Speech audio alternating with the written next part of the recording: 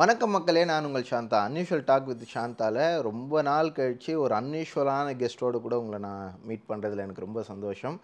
இந்த கப்புள்ஸ் வந்து ரொம்ப யங் கப்புள்ஸ் ஃபஸ்ட்டு. அப்புறம் வந்து இவங்க வந்து கிராமத்தில் ஊழியம் பண்ணுறாங்க. என்ன மாதிரியான கிராமம்னா, இன்ஸ்டா கிராமத்தில் ஊழியம் பண்ணுறாங்க. அவங்களுடைய லைஃப்பில் நிறைய வந்து அவங்க எக்ஸ்பீரியன்ஸ் பண்ணதை வந்து நம்மளோட ஷேர் பண்ணியிருக்காங்க. எப்படிலாம் ஏஸ்பா வந்து என்டர்டெயின்மெண்ட் பண்ணி வந்து ஏஸ்பாவுடைய வார்த்தையை வந்து விதைக்க முடியும் அப்படின்னு சொல்லி எவ்ரிடே அவங்களுடைய வீடியோஸ் பார்க்குறப்போல ஆஹா எவ்வளோ ஒரு நல்ல குடும்பம் அப்படிங்கிற மாதிரி இருக்கும். அதை அப்படியே வந்து லைவாக நம்மளோட அன்றாட வாழ்க்கையில் ஒவ்வொரு குடும்பத்துலேயும் நடக்கிற விஷயங்களை நம்மளோட கூட ஃபன்னாக ரொம்ப ட்ராமேட்டிக்காக சொல்லி அதில் வந்து வார்த்தையை விதைக்கிறதுல இவங்க வந்து ரொம்ப சூப்பரான ஒரு கெஸ்ட்டு. ஸோ இவங்கள வந்து நான் இன்டர்வியூ பண்ணுறதுல நான் ரொம்ப ஜாலியாக ஃபன்னாக சந்தோஷமாக ஃபீல் பண்ணுறேன். பிரைஸ் லார்ட் அக்கா. அண்ணா பிரைஸ் லார்ட். ஓகே, அக்கா வந்து எப்போவுமே வீடியோஸில் பார்க்கும்போது வந்து பயங்கர ஃபன்னாக பயங்கர என்டர்டெயின்மெண்ட்டாக உங்களை வச்சு பண்ணுறாங்க, உங்களை வச்சு செய்கிறாங்க. ஃபர்ஸ்ட் வந்து இந்த ஸ்கிரிப்ட் இந்த கண்டென்ட் மட்டும் இல்லை, வீட்லேயும் வச்சு தான் செய்வேன். வீட்லேயும் வச்சு செய்வாங்க. பொய் எப்படி நீங்கள் இவ்வளோ கேமரா இருக்குது, லைட்ஸ்லாம் ஆன் பண்ணியிருக்கோம், நிறைய பேர் பார்ப்பாங்கன்னு தெரிஞ்சும் உண்மையே இல்லை, இந்த மாதிரி ஒரு சந்தர்ப்பத்துக்காக வெயிட் பண்ணிட்டு இருக்கீங்களா? எது இந்த மாதிரி சந்தர்ப்பத்தில் தான் நம்ம சொல்ல முடியும் நம்மளுடைய ஆதங்கத்தை பதிவு பண்ணிடுறீங்க. ஓகே, இல்லை இது எல்லாருக்குமே தெரிஞ்ச விஷயம் தானே ப்ரோ. உங்கள் வீட்லேயும் அதுதானே இருக்கும், யூஸ்வலாக நடக்கிறது தானே. வீட்டுக்கு வீடு வாசல். நீங்கள் ப்ரோக்ராம் வேணால் அன்யூஷுவலாக இருக்கலாம், ஆனால் இது யூஸ்வல் தான். இது யூஸ்வல் தானே எல்லார் வீட்லேயும். ஓகே, அப்படிதானக்கா. என்ன எப்படி சொல்றாரு, நீங்க வந்து சிரிச்சு இது ஆமான்னு ஒத்துக்கிற மாதிரி இருக்கு. இது நான் ஆமோதிக்கிறேன். ஆமோதிக்கிறேன்னா இல்ல இல்ல ஆமோதிக்கிறேன்னா அவமதிக்கிறடா. இல்ல இல்ல, இத நான் வன்மையா கண்டிக்கிறேன். சாரி. ஓகே, உண்மை ஃபர்ஸ்ட் இல்ல, இருதயத்தின் நிறைவு வாய் பேசு. வசனமா பேசி வாழ வைக்கிற கான்செப்ட் வந்ததே வந்து ஃபர்ஸ்ட் வந்து இது மாதிரி தான். சும்மா நாங்க வீட்ல பேசிட்டு இருப்போம், எதுக்கு எடுத்தாலும் வசனம் சொல்லிட்டே இருப்பேன் நானு. அப்போ அது நல்ல காரியமா இருந்தாலும் சரி, சண்டை போட்டாலும் சரி, இல்ல ஜாலியா இருந்தாலும் சரி, பசங்களை ஏதாவது நம்ம அவங்களுக்கு ஏதாவது அட்வைஸ் பண்றதுனாலும் சரி, ஏதாவது ஒரு வசனம் சொல்லிக்கிட்டே இருப்பேன். அப்போ ஃபன்னா இருக்கும் அதெல்லாம். வீட்டில் அந்த வசனம் பேசுறதே வந்து கொஞ்சம் என்ன சொல்றதுன்னா அந்த அந்த இதோட சேர்ந்து இருக்கிற மாதிரி இருக்கும். அந்த சிச்சுவேஷனுக்கு ஏற்ற மாதிரி ஏதாவது ஒரு வசனம் எடுத்து சொல்லிட்டு இருப்பேன். அது ஒரு ஃபன்னாகவே இருக்கும். ஒரு தடவை ஒரு சின்ன ஒரு மேட்டர் நடக்க சமயம் அது மாதிரி அவங்க வந்து சொல்லிட்டு இருந்தாங்க. இந்த நீதிமொழிகளில் ஒரு வசனம் இருக்கும், மனைவியை கண்டடிக்கிறான் நன்மையானதை கண்டடிக்கிறான்றது வந்து அந்த வசனம் வரும். அப்போ நான் பின்னாடி சொன்னேன், அந்த வசனத்தை மட்டும் சொல்லாதட்டி அதுக்கு பின்னாடி வந்து கர்த்தரிடத்தில் தயவும் பெற்றுக்கொள்கிறான்ட்டு இருக்குல்ல, அதையும் சேர்த்து பார்க்கணும். மனைவியானது கண்டடைகிறவன் தயவு இது நல்லதை பெற்றுக்கொள்கிறான்ட்டு ஆண்டவர் சொல்லிட்டு தயவு எதுக்கு சொல்றாருன்னா, உங்களெல்லாம் சமாளிக்கணும்னா அவருடைய தயவு வேணும்ட்டு, உங்களெல்லாம் மனைவிகளை சமாளிக்கிறதுக்கு. மனைவிகள்னா ஒரு மனைவி தான். ஓகே, அதனால அப்போ அதுதான் ஃபர்ஸ்ட் நாங்கள் ரீல் எடுத்து போட்டோம். பார்த்த கொஞ்சம் பேர் கூட நல்ல கமெண்ட் சொன்னாங்க, அக்கா இது அண்ணா நல்லா இருக்குண்ணா, இது இந்த கான்செப்ட் நல்லா இருக்கு, இப்படியே பண்ணுங்க நீங்க அப்படின்னு. அவங்களோட குடும்பத்துக்கு மெசேஜ் கொடுத்த மாதிரி இருக்கு அப்படின்னு ஆண்களோட சப்போர்ட்லாம் நிறைய கிடைச்சிச்சு. அது யூஸ்வலாக நம்ம என்ன வீட்டில் பண்ணுறோமோ அதுதான் நாங்கள் பண்ணுற ரீல்ஸ்லாம் ஒன்றும் நாங்கள் ஒன்றும் கான்செப்ட்லாம் பெரிய ரெடி பண்ணி அப்படி இப்படிலாம் கிடையாது. சாதாரணமாக நாங்கள் வெளியே போக சமயம் இல்லை வீட்டில் இருக்க சமயம் ஏதாவது ஒரு நடக்கிற விஷயம் அதுக்கேற்ற மாதிரி நான் வசனம் சொல்கிறது அதை வந்து அப்படியே எடுக்க ஆரம்பித்தோம். இப்போ அப்படி தான் எடுத்துகிட்டு இருக்கிறோம். இப்போ ரீசெண்டாக அடிலாம் பட்டு தலையில் ரத்தம்லாம் அதுவும் நடக்கும், யூஸ்வலாக நடக்கிறது தானே. அதுவும் நடக்கிறது தானே, ஒரு சிச்சுவேஷன்ல நடக்கிறது தானே. அப்படிலாம் இல்லை பிரதர், அந்த அளவுக்குலாம் இல்லை. ஆனால் உண்டு லைட்டா வீங்கற அளவுக்கு ரெண்டு பேருமே சண்டை போட்டு உள்காயத்த அளவுக்கு தான், வெளியே ரத்தம் வர அளவுக்குலாம் இல்லையா? அந்த மாதிரிலாம் கிடையவே கிடையாது. அது ஏதாவது கோவத்துல அவரும் அடிப்பாரு நம்மளும் அடிக்கிறது, ஆனா அடுத்த நிமிஷமே சமாதானம் ஆயிடுவோம். பைபிள்ல போட்டிருக்குல்ல, சூரியன் அஸ்தமிக்கிறதுக்கு முன்பாக உங்கள் எரிச்சல் தனியே கடவுதுன்னு ட்ரெயின் பண்ணி வச்சிருக்கேன் பாத்தீங்களா. ஆனா அதுக்கு முன்னாடி சூரியன் அஸ்தமிக்கிறதுக்கு முன்னாடி பல தாக்குதல் நடக்குது. ஆனாலும் அதுக்கப்புறம் பிரதர் எந்த வீட்ல பிரதர் ஹஸ்பண்ட் ஒய்ஃப் சண்டை போடாம இருக்காங்க? இது வந்து சண்டை போட்டாதான் ஹஸ்பண்ட் ஒய்ஃப் கண்டிப்பா சண்டை வரும், ஆனா அதுக்கப்புறம் சமாதானம் ஆயிடுவோம். ரொம்ப ரொம்ப நல்ல ஒரு சாட்சியை நம்ம பதிவு பண்ணிட்டு இருக்கிறோம். ஒரு டைலாக் சொல்லுவீங்களே, மன்னிப்பு கேக்குறது, சொல்லுங்க. மன்னிப்பு கேக்குறவன் வந்து மனுஷன், தப்பு பண்ணிட்டு மன்னிப்பு கேக்குறவன் மனுஷன், தப்பே பண்ணாம மன்னிப்பு கேக்குறவன் தான் புருஷன். அந்த நல்ல புருஷனோடு கூட நம்ம வந்து பேசிட்டு இருக்கிறோம். இப்போது நம்ம வந்து வீடியோஸ் உங்களுக்கு பார்க்குறோம், இங்கே வந்து நாங்கள் வந்து இந்த செட்டப் டைம்லாம் பார்க்குறப்போ பயங்கர ஃபன்னாக ரொம்ப ஜோவியலாக இருக்குது இந்த ஃபேமிலி. ஆனால் இதுக்கெல்லாம் பின்னாடி வந்து உங்களுடைய டெஸ்டிமனியலாக கேட்கும் போது உங்களுடைய லைஃப் வந்து ஒரு ரொம்ப ஈஸியான லைஃப் கிடையாது. நீங்கள் அதெல்லாம் கடந்து வந்து தான் இன்றைக்கி வந்து ஆண்டவர் வந்து உங்களை உயர்த்தி வச்சிருக்கிறதும் சரி, நீங்கள் தேவனை மகிமைப்படுத்துகிற காரியம் ஆண்டவரை நிறைய பேருக்கு ஷேர் பண்ணுறதுக்கு பின்னாடியும் நிறைய இயேசுப்பாவை எக்ஸ்பீரியன்ஸ் பண்ணியிருக்கீங்க. அப்படி உங்களுடைய லைஃப்பில் நீங்கள் ஆரம்பிக்கப்பட்ட உங்களுடைய வாழ்க்கை, அதாவது கிறிஸ்தவ குடும்பத்தில் இல்லை நீங்கள். நாங்கள் இல்லை. ஆமாம், இதை பற்றி சொல்லுங்கக்கா. ஃபேமிலின்னு பார்த்தா அம்மா அப்பா வந்து ஹிந்து தான், எல்லாருமே ஹிந்து பேக்ரவுண்டு தான் பியூர்லி. அவங்க சவுத் சைட்லேருந்து இங்கே மயிலாப்பூரில் தான் மளிகை கடை வச்சுருந்தாங்க அப்பா. அப்பாவுக்கும் அம்மாவுக்கும் வந்து 2 பேருமே வீட்டில் மூத்தவங்க. ஸோ கல்யாணம் ஆகி ஒரு 10 இயர்ஸ் வந்து குழந்தையே கிடையாது. கடையிலன்னு பார்த்தீங்கன்னா கிட்டத்தட்ட ஒரு 11 பேர் வேலை செஞ்சிட்ருப்பாங்க. ஒரு பெரிய மளிகை கடை தான் வச்சுருந்தார். குழந்தை இல்லாததுனால அது என்ன விரக்தியா என்னன்னு தெரியல, ஃபுல்லாக சீட்டாடுறது, தண்ணியில் அப்படியே அப்பா வந்து அந்த மாதிரி அப்படியே போயிட்டாங்க. அம்மா வந்து என்ன பண்ணிட்டாங்க, ஃபுல்லாக சினிமா தேட்டர் போகிறது, கோயிலாக எல்லா கோயிலுக்கு போகிறது, சினிமா தேட்டர் போகிறது, இப்படி தான் இருக்குது. ஒரு கட்டத்தில் பார்த்தீங்கன்னா, ஏன்னா அவங்க கடையில் சரியாக மெயின்டைன் பண்ணுறது இல்லைல்ல, அதனால் என்ன ஆகுது, கடையில் இருக்கிற பசங்க எல்லாம் அப்படி போய் ரொம்ப ஹெவி லாஸ். எப்படின்னா மளிகை கடையிலேருந்து ஒரு காய்கறி கடை வைக்கிற அளவுக்கு அவ்வளோ தூரத்துக்கு வந்துருச்சு. அந்த மாதிரி டைமில் தான் நான், அதுக்கப்புறம் என் தங்கச்சி, என் தம்பி, அப்படி நாங்கள் 3 பிள்ளைங்க பிறந்தோம். அப்போது வீட்டில் பார்த்திங்கன்னா ஒரு சாப்பாட்டுக்கே கஷ்டன்ற நிலமை வந்துருச்சு. எந்த அளவுக்கு கஷ்டம்னா பார்த்திங்கன்னா, வீடு வந்து சொந்த வீடு தான், ஆனால் அது வந்து கூரை வீடு. ஃபுல்லுமே மழை பெஞ்சால் வந்து ஃபுல்லாக தண்ணி வீட்டுக்குள்ளே வரும். ஆனால் படிக்கிற விஷயத்தில் நானும் என் தங்கச்சி என் தம்பி 3 பேருமே நல்லா படிப்போம். ஏன்னா வீட்டு கஷ்டம் எங்களுக்கு உணர்ந்து படித்தாதான் நம்மளுடைய வாழ்க்கை ஃப்யூச்சர் நல்லாயிருக்கும் அப்படின்னு சொல்லி நல்லா படிப்போம். நாங்கள் 3 பேருமே நல்லா படிப்போம். என்னென்னா எப்படி சொல்கிறது, அன்றாட வாழ்க்கைக்கு சாப்பாடு அந்த மாதிரி தான் லைஃப் போச்சு. அந்த சேவிங்ஸ் அதெல்லாம் கிடையாது. ஏன்னா வீடே கூரை வீடு தானே, மழை பெஞ்சால் ஃபுல்லாக தண்ணி வந்துடும். நைட்டெல்லாம் மழை பெஞ்சதுன்னு வச்சுக்கோங்களேன், வீட்டில் படுக்கவே முடியாது. அப்படியே உட்காந்துக்கிட்டே தான் இருப்போம். வீடு ஃபுல்லாக தண்ணி இருக்கும். எவ்வளோ வாட்டி தொடச்சி விட்டாலும் மழை பெஞ்சிட்டு தான் இருக்கும். அந்த மாதிரி சுச்சுவேஷன். காலையில் ஸ்கூலுக்கு போனால் தூக்கமாக வரும். நைட்டெல்லாம் தூங்கலையே. ஆமாம், சின்ன பிள்ளைங்க தானே, படிக்கிற பிள்ளைங்க. எனக்கு அதெல்லாம் மறக்கவே மறக்காது. அது அப்படியே லைஃப்பில் அப்படியே எனக்கு இப்போ நினச்சி பார்த்தாலும் எனக்கு ரொம்ப கஷ்டமாக இருக்கும். அந்த மாதிரி நிலைமையில் ஆண்டவர் இவ்வளோ ஆசை வச்சு இந்த இடத்துல நம்மளை கூட்டிகிட்டு வந்து விட்டுருக்காரு. இட்ஸ் பியூர்லி காட்ஸ் கிரேஸ் தான். பிள்ளைங்க கிட்ட சொல்லி எனக்கு தூக்கமாக வருதுடி, ஏன்டி நைட்டு தூங்கவே இல்லையானா, செம்ம மழை பெஞ்சுது இல்லை, எப்படி தூக்கம் வரும், மழை பெஞ்சுதா, அப்படி எனக்கு அந்த சவுண்டு கூட கேட்கவே இல்லையே அப்படின்னு எல்லாரும் சொல்லுவாங்க. எனக்கா செம்ம காண்டாகும். என்னடா அது, நம்ம நைட்டு ஃபுல்லாக கண்முழிச்சு இருக்கிறோம் அவ்வளோ மழையில், இவங்களுக்கு மழை பெஞ்ச சவுண்டு கூட கேட்கல. ஏன்னா அப்படி ஒரு வீடு அவங்களுக்கு இருக்குது.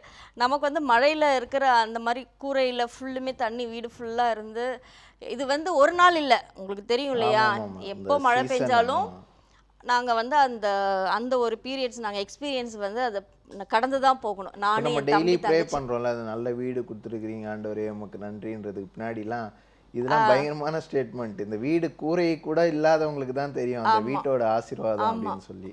கரெக்ட். அது ரொம்ப அதை நாங்கள் அந்த நிலைமையில இருந்தோம். ரொம்ப அப்போவும் வந்து ரொம்ப ஹிந்து தான், எப்போவுமே ரொம்ப பக்தியாக இருப்பாங்க. பக்தி உள்ளவனே கர்த்தர் தமக்காக தெரிந்து கொண்டார்ன்ற மாதிரி எங்கள் அம்மா வந்து ரொம்ப பக்தியாக இருப்பாங்க. இந்துஸ்ல அந்த கோயிலாக போகிறதுல பொட்டு வந்தவங்க பார்த்தீங்கன்னா ஒரு 4-5 மயிலாப்பூரில் இருக்கிறதுனால ஃபுல்லாக அங்கே பிராமின்ஸ் தானே இருப்பாங்க. அதனால் அங்கே அவங்க கூடவே மிங்கிள் ஆகிடுவாங்க அம்மா. அப்போ வந்து நான் 6th ஸ்டாண்டர்ட் படிக்கும்போது எங்கள் ஆண்டி இருக்காங்க, பூபதி ஆண்டின்னு, எங்களுடைய க்ளோஸ் ரிலேட்டிவ். அவங்க வந்து கன்வெர்ட் ஆகிட்டாங்க. ஸோ அவங்க வந்து எங்கள் வீட்டுக்கு எவ்ரி வெனஸ்டே வந்துருவாங்க. ஒரே நிமிஷம், நீ வந்து இப்போ 5th ஸ்டாண்டர்டில் தான் கன்வெர்ட் ஆனாங்க. ஆனால் உனக்கு எப்படி சர்டிஃபிகேட் நேமே இசபிளான்னு வச்சாங்க? இல்லை ஆக்சுவலாக 10 இயர்ஸாக குழந்தை இல்லைன்னு நான் சொன்னேன். எங்கள் அப்பா அம்மாவுக்கு இல்லைல்ல, அதனால் வந்து அதுக்கு முன்னாடி ஒரு குழந்தை இறந்துச்சு. ஏன்னா தலை பிரசவம் தாய் வீட்டில் தானே பார்ப்பாங்க. அதனால் சவுத் சைடு தான் அம்மா வீடுன்றதுன்னு அங்கே இருக்கும்போது இறந்தவொடனே 2nd கன்சீவ் ஆகும்போது அப்பா வந்து அனுப்பலை. இங்கே இசபெல் ஹாஸ்பிட்டலே வச்சு அங்கே பார்த்து அங்கே நல்லா பார்த்துக்கிட்டாங்க. ரொம்ப கேர் எடுத்து, அதாவது பணத்துக்காகன்றதை தாண்டி ஒரு கேரிங் அங்கே இருந்துச்சு. அங்கே அந்த ஹாஸ்பிட்டலில் பிறந்த உடனே அந்த ஹாஸ்பிட்டல் ரொம்ப பிடிச்சி போய் அந்த ஹாஸ்பிட்டல் பேரே இசபெல்லான்னு வச்சுட்டாங்க. ஹிந்துவாக இருந்தாலுமே அந்த ஹாஸ்பிட்டலில் பிறக்கல, இல்லாட்டி கோசான்னு வச்சு. ஸோ அதனால அந்த பேர் தான்.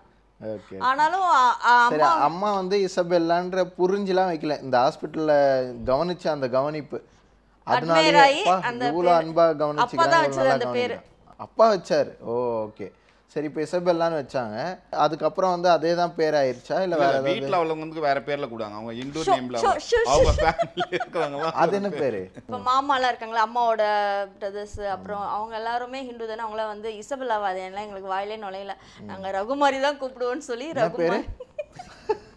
ரகு கேள்விப்பட்டிருக்கீங்க? ரகு மாறி கேள்விப்பட்டிருக்கேன். கேள்விப்பட்டிருக்கீங்க? தனித்தனியா இருக்கு. தனித்தனியா இருக்குல்ல, அது பொம்பளைன்றதுனால ரகுவும் மாரியும் சேர்ந்து ரகுமாரின்னு வச்சுட்டாங்க. ரகுமாரி. இப்போ இசபெல்லான்னு அப்பா வைக்கிறாரு, அம்மாவும் இசபெல்லான்னு தான் கூப்பிடுறாங்க, அப்படியா? ஆமா, எல்லாருமே வீட்ல அப்படிதான்.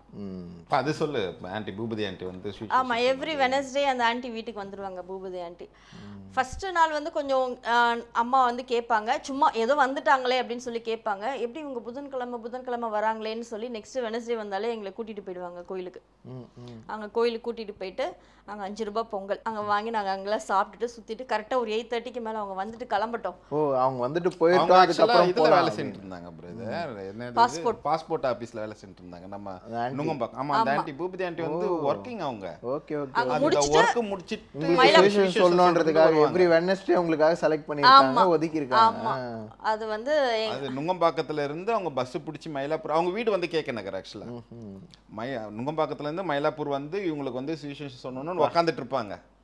8:30க்கு கூட போக மாட்டாங்க, வெயிட் பண்ணுவாங்க நாங்க வரணும்னு சொல்லி. அப்ப போன்லாம் கிடையாதுல, எதுவும் இல்ல. ஆனா ஒரு நம்பிக்கை வந்துருவாங்க. எப்படி வீட்டுக்கு 8:30 மணி ஆனா வீட்டுக்கு வந்து தானே ஆகணும். நாங்கெல்லாம் சுத்திட்டு நைட்டு வந்தா அந்த ஆண்டி உட்காந்துட்டு இருப்பாங்க.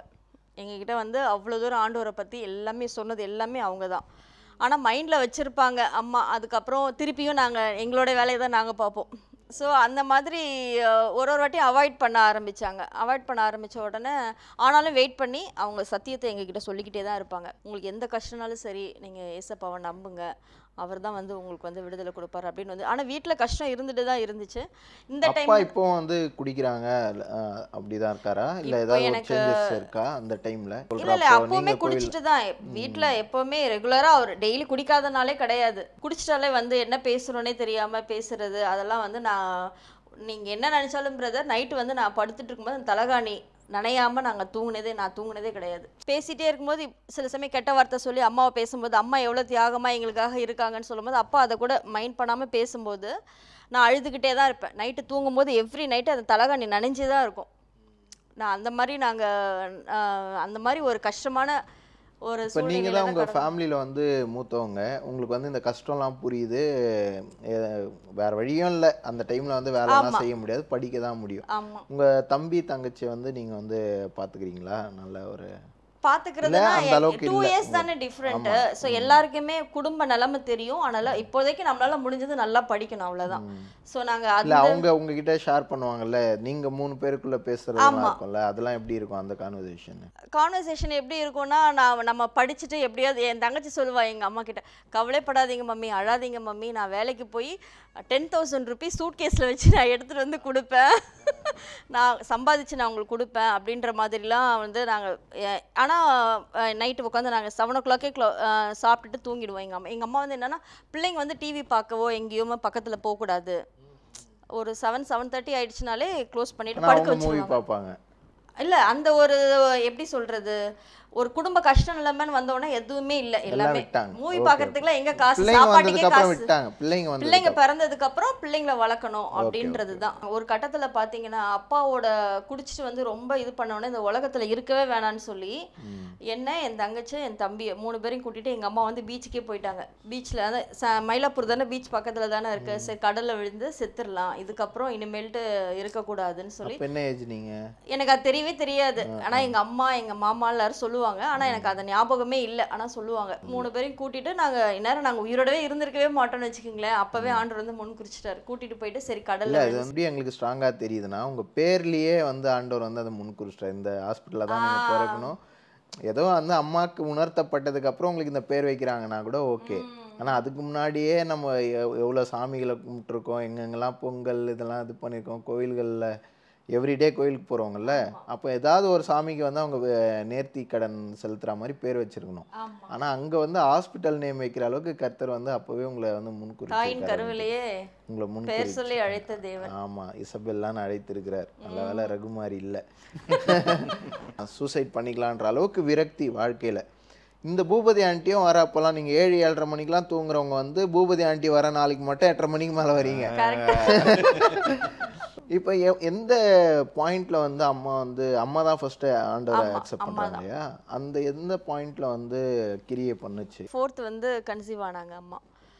அப்போ வந்து நான் வந்து 6th standard படிச்சுட்டு இருக்கேன்.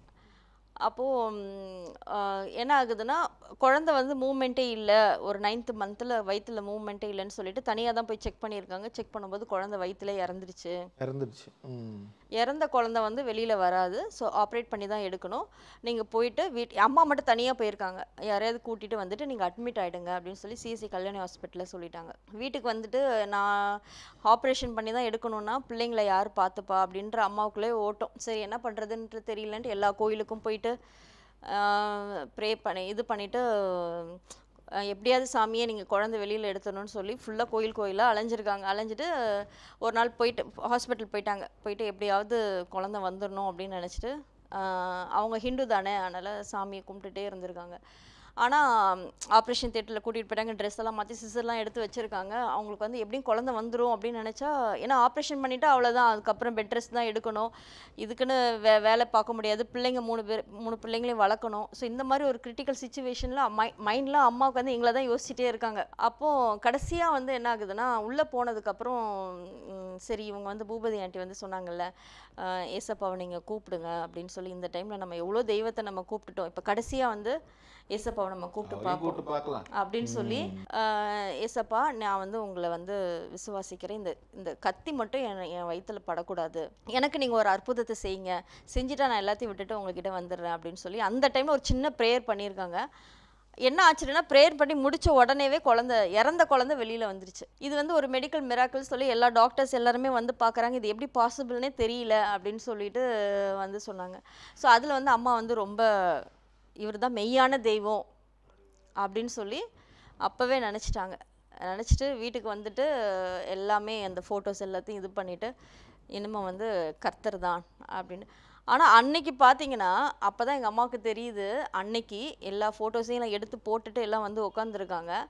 6 பவுன் வலையில் வந்து எங்கள் அப்பா வந்து விற்றது சீட்டு வந்து அப்போ தான் தெரியுது. இப்போ என்னம்மா இந்த மாதிரி வந்து இன்றைக்கி ஃபோட்டோலாம் எடுத்து போட்டுட்டீங்க, இப்போ இந்த மாதிரி நம்மளுக்கு வந்து அன்னைக்கு தான் 6 பவுன் வளையல் எல்லாமே இந்த மாதிரி இருக்கேன்னா, நான் அந்த மாதிரி டைமில் அந்த சிச்சுவேஷனில் இருந்தேன்னா, இந்த தங்கம் இந்நேரத்துக்கு போனதுக்கு நான் எனக்கு தற்கொலையே பண்ணியிருப்பேன். எனக்கு அவ்வளோ ஆத்திரம் வருது, 2 பொண்ணு வச்சுருக்கேன். ஆனால் இப்போ வந்து எனக்கு ஒரு மெய்யான தெய்வம் இருக்குது, ஏசப்பா இருக்காரு, எனக்கு 6 பவுன் போகிறத பற்றி நான் கவலையே படலை, அவர் வந்து என் பிள்ளைங்களை பார்த்துப்பாரு, அந்த மாதிரி எனக்கு சொன்னது அந்த இது வந்து எனக்கு மறக்கவே மறக்காது. உடனே வந்து அவங்க அக்செப்ட் பண்ணி வைராக்கியமாக இருந்துட்டு எவ்ரி சண்டே நாங்கள் சர்ச்சுக்கு போயிடுவோம். சர்ச் ஆக்டிவிட்டீஸில் எல்லாமே கலந்துருவோம். ஒரு நாள் வந்து எதுவும் தடுக்கலையா இதுக்கு? வந்து அப்பா வந்து தடுக்கல, ஆனால் அவர் ஹிந்துவா தான் இருந்தார். அவர் வந்து குடிச்சிக்கிட்டு தான் இருந்தார். ஆனால் ப்ரேயர் மட்டும் தான் நாங்கள் பண்ணுவோம்.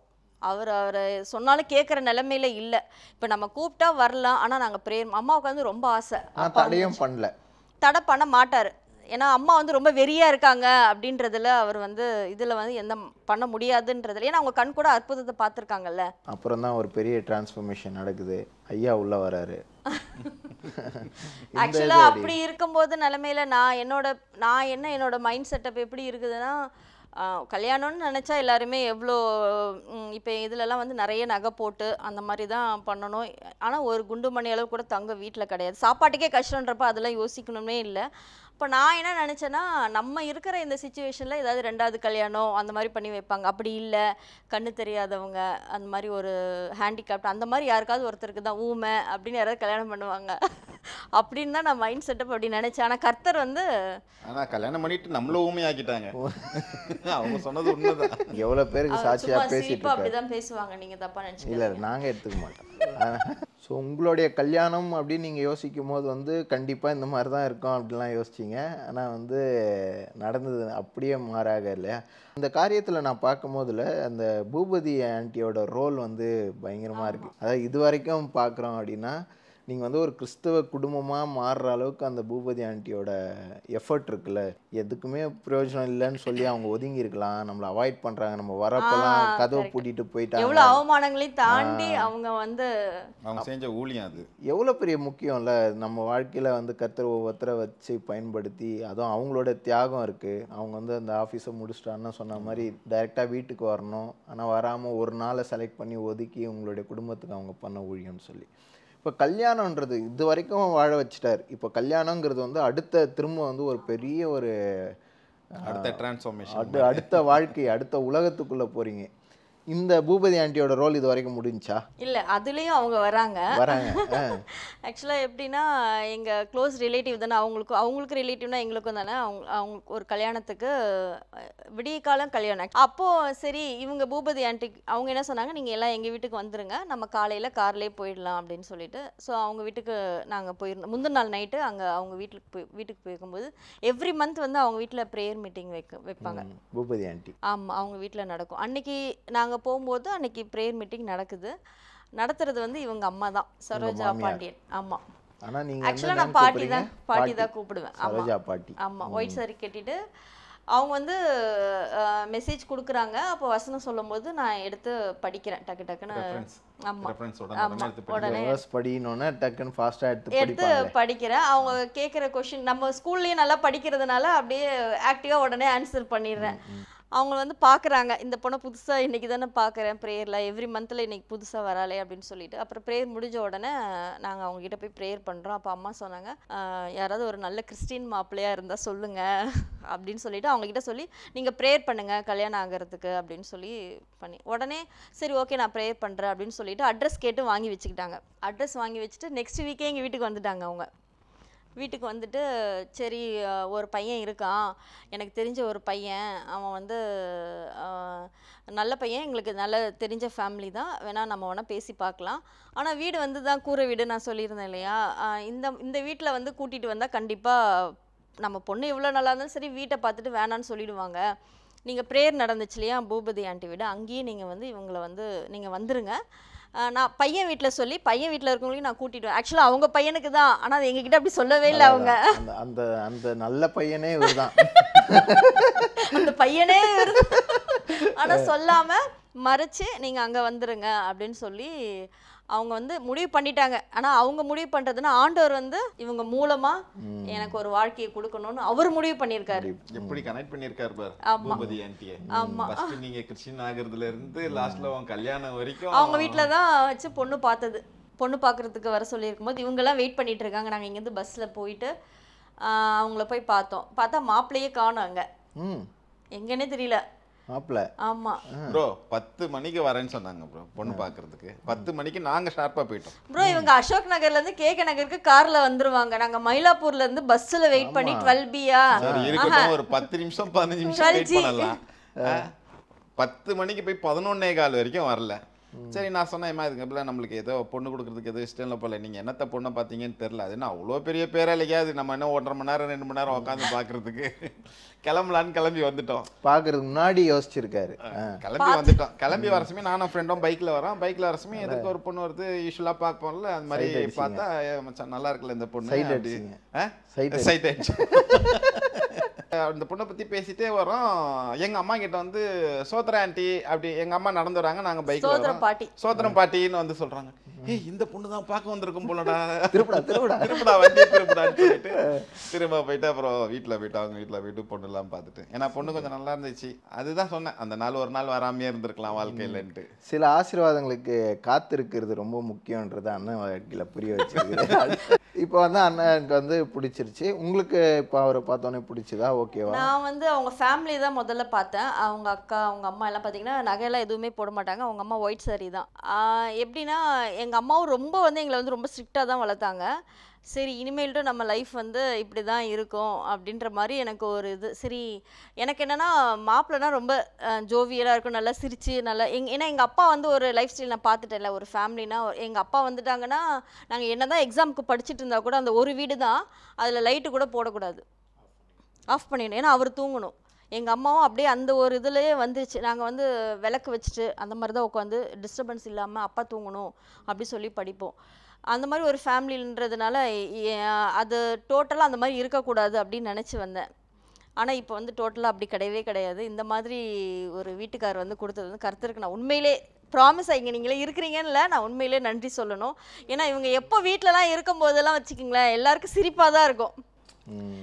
ஃபேமிலியிலே இப்போ பசங்கள்லாம் கூட ஒரு பார்த்தாலே சிரிப்பீங்களா? அப்படி இல்லை, அவங்க என்ன சொல்ல வராங்கன்னு நீங்கள் புரிஞ்சுக்கல. அவர் வந்தாருன்னா ஒரு காமெடி பீஸ் வந்துருச்சேன்னு சிரிப்பு. அப்படி இல்லை உண்மையிலே காமெடி பீஸா வச்சிருக்காங்க நம்மள. இன்கேஸ் ஏதாவது எனக்கு மனசு கஷ்டம் அப்படின்னா கூட ஏதாவது ஒன்று சொல்லி சிரிக்க வச்சிருவாங்க. பசங்களுக்கும் அந்த மனசு கஷ்டம் யாரால வரும்? அது அவரால் வரும். கரெக்டா சொல்றீங்க. ஓகே. எந்த ஒரு சிச்சுவேஷன்னாலும் நம்ம ஒரு வந்து அது வந்து ஒரு ஜாலியா கொண்டு அது போய் அவங்க சண்டை நான் போடுவாங்க. கொடுக்கறதா தான் இருக்கணும்ங்கிறீங்க. கஷ்டம்னாலும் நான் தான் கொடுக்கணும். சந்தோஷம்னாலும் நம்ம தான் கொடுக்கணும். இல்ல அவங்க வேற ஏதாவது பிசினஸ் மைண்ட்ல கூட சில நேரம் இந்த ஆர்டர் போயிடுச்சு, இந்த டெண்டர் போயிடுச்சு அப்படி இப்படின்னு ரொம்ப டென்ஷனா இருப்பாங்க. உடனே நம்ம அப்படியே கொஞ்சம் ஜோயிலா என்ன அவங்க ரொம்ப டிப்ரெஷன்ல போயிடக்கூடாதுன்றதுக்காக அப்படியே ஜாலியா கொண்டு வந்து அப்படியே போயிடுவோம். நம்ம எங்க இருந்தாலும் கொஞ்சம் ஒரு ஜாலியா இருப்போம்.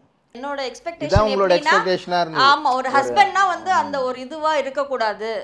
இது எப்படி தெரிஞ்சுக்கிட்டீங்க அங்க ஏதாவது?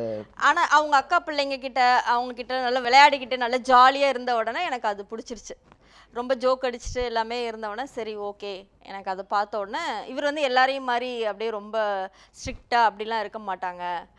சரி ஓகே அப்படின்னு அதே மாதிரி தான் இப்போ அந்த இருக்காங்க. ஒண்ணு தான் நீங்க எக்ஸ்பெக்ட் பண்ணீங்க. ஆமா நான் அது எதிர்பார்த்தது அதுதான். இவன் வலிக்கு ஜாலியா வருவான்னு இருக்கணும். பார்த்துருக்குறாங்க. இவன் வலிக்கு வந்துருவான் நம்ம வலிக்கு அப்படின்ட்டு முடிவு பண்ணிட்டாங்க. ஓகே இந்த பீஸை வந்து நம்ம வந்து செலக்ட் பண்ணிடலாம் அப்படின்னு. நான் என்ன செலக்ட் பண்ற இடத்துலயா இருந்தேன். ஆமா கிடைச்சா போதும் கல்யாணம் நடந்தா போதும் அந்த மாதிரி தான் இருந்தேன். ஆனா கர்த்தர் வந்து அதை கரெக்டா ஆதாம் கேவல் மாதிரி தான் ஆப்ஷன்லாம் கிடையாது. ஆப்ஷன் கிடையாது. ரெண்டுல ஒண்ணுத்தோடு.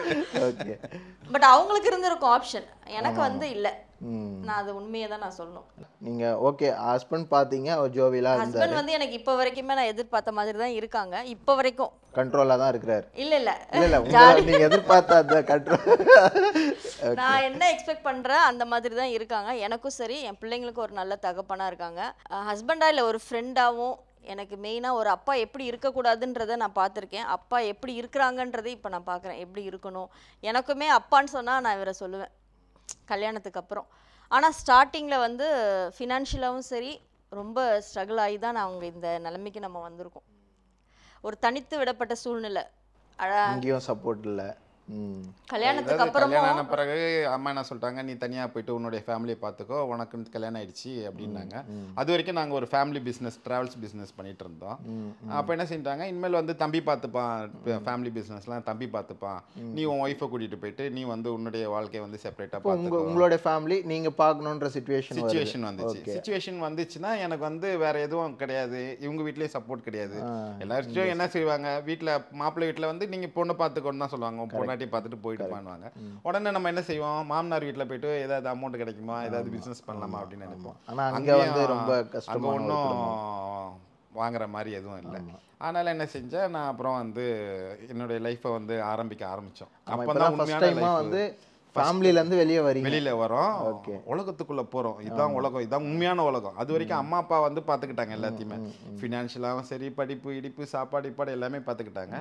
இப்போ நான் மட்டும் போகாமல் என் கூட ஒய்ஃபு 2 பேரும் ட்ராவல் பண்ண ஆரம்பிக்கிறேன். எங்களுடைய ஃபஸ்ட்டு ஸ்டேஜ். ஒரு கிறிஸ்துவ குடும்பத்தில் வந்து பிறந்து வளர்ந்துருக்கிறீங்க. ரொம்ப அம்மாலாம் வந்து ஊழியம் செய்கிற குடும்பம். அப்படிதானா நீங்கள் பிறந்து வளர்ந்த அம்மாவுக்கு இதெல்லாம் அப்படிதானா, இல்லை நீங்கள் நல்லா ஒரு ஃபெய்த்ஃபுல்லான ஒரு லைஃப் தான் வாழ்ந்தீங்களா? அப்படிலாம் கிடையாது. எங்களை வந்து நான்லாம் ஒரு 10th படிக்கிற வரைக்கும் அவ்வளோ ஒன்றும் மெச்சூர்லாம் கிடையாது. சும்மா அம்மா என்ன சொல்கிறாங்களோ அப்பா என்ன சொல்கிறாங்களோ அதுதான். படிச்சிருக்கீங்களா? 10th படிச்சிருக்கேன் நீங்கள் பதிவு பண்ணுறாரு. பிகாம்லாம் முடிச்சிருக்கிறேன் ப்ரோ, நம்புங்க ப்ரோ. 10th படிச்சிருக்கீங்களான்றாங்க. 10th படிக்கிற வரைக்கும் எந்த ஒரு உலகத்துக்குள்ளேயும் நம்ம போகல, அம்மா அப்பா கண்ட்ரோல்லே தான் இருந்தோம். 10th படிக்கிற சமயம் தான் ஃபஸ்ட்டு சினிமாவுக்கு போயிட்டு ஃபஸ்ட்டு அந்த திரையில் அவ்வளோ பெரிய 70 ஸ்க்ரீனில் போயிட்டு. ஆமாம், வீட்டுக்கு தெரியாமல்.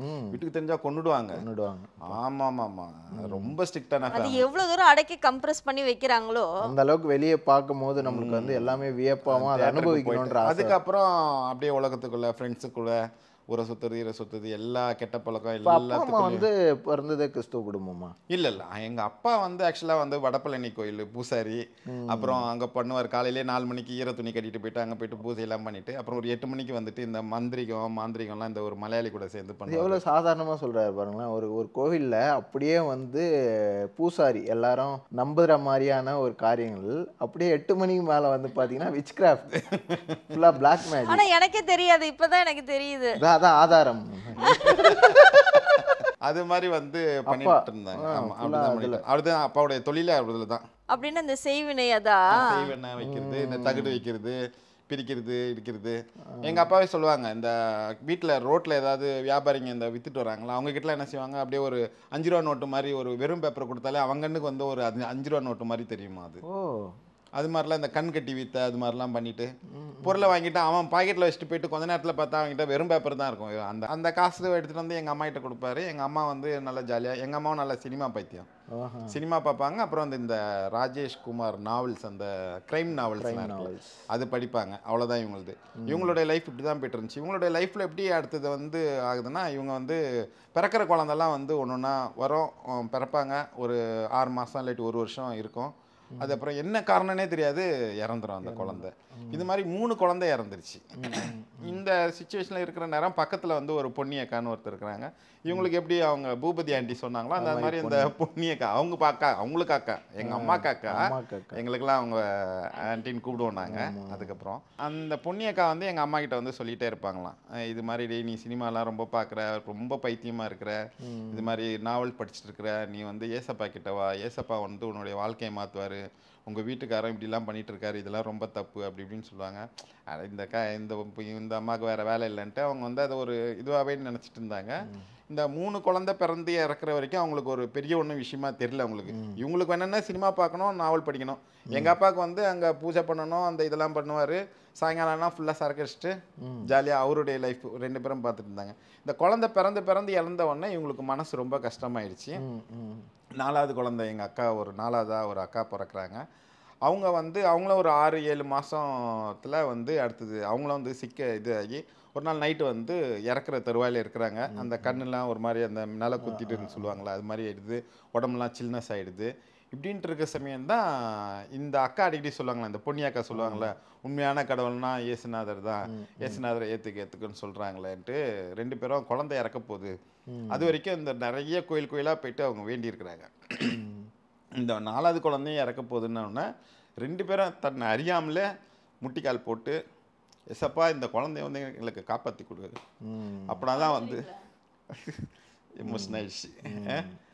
இந்த குழந்தைய காப்பாற்றி கொடு, நீ உண்மையான கடவுளாக இருந்தால் இந்த குழந்தைய காப்பாற்று அப்படின்ட்டு சொன்ன உடனே அந்த குழந்தை வீழ்னு அழுத உடனே 2 பேருக்கும் சரி, உண்மையான கடவுள் வந்து இயேசு கிறிஸ்து தான், இனிமேல் வந்து இந்த சாமியை கும்பிடக்கூடாதுன்ட்டு அவங்க வந்து அதுலேருந்து ஆண்டவரை ஏற்றுக்கிட்டாங்க. ஆனால் ஆண்டவர் ஏற்றுக்கிட்டாங்கன்னா பயங்கர வைராக்கியம். அதை தான் இங்கே வந்து எக்ஸ்ட்ரீமாக இருக்கிறாங்க. இங்கே வந்து பூசாரி, பிளாக் மேஜிக், இந்த வந்து 5 ரூபாயெலாம் ஏமாத்துற விஷயம் அந்த லெவலில் இருந்துட்டு வந்து கர்த்தருக்கு அர்ப்பணிக்கிறாங்கன்றதே. அதுதான் ஆண்டவர் வந்து ஒரு மனுஷனை தேர்ந்தெடுத்துட்டாருன்னா ஒரு நிமிஷம் தான் அவருக்கு தேவை.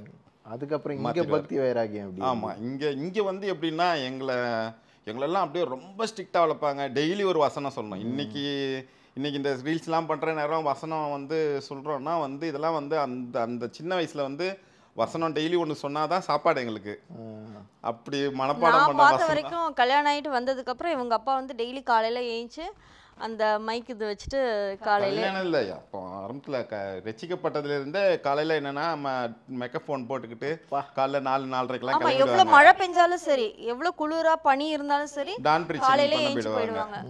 இது எவ்வளோ பெரிய விஷயம் இல்லை. உடனே ஆண்டவரோட நன்மையை பெற்றுக்கொண்ட உடனே அவங்களுக்கு வந்து அது வந்து மற்றவங்களுக்கு அறிவிக்கணுங்கிற, நம்ம பெற்ற அந்த ஒரு நன்மையை வந்து மற்றவங்களுக்கும் சொல்லணும்.